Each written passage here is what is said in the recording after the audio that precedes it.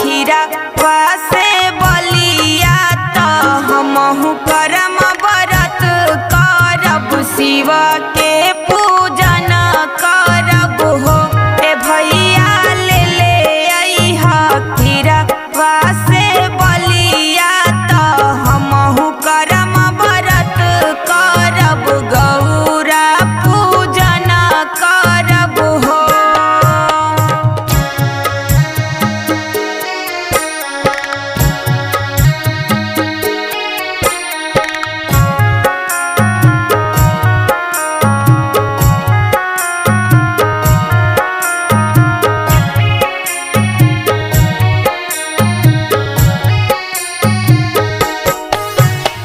भैया लागी मंगबै शिव से आशीषवा त भैया हमरो अमर रही है हो।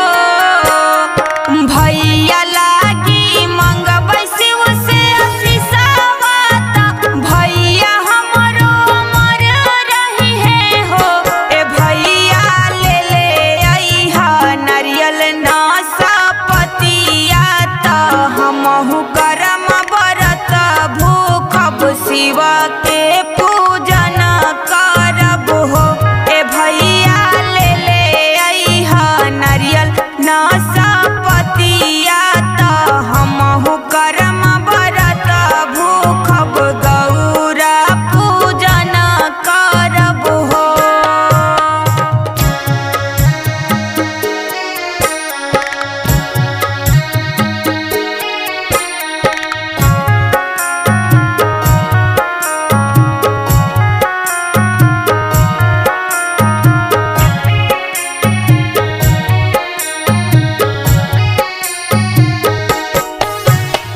करमा व्रत बड़ी पावन देखत सोहावन हो।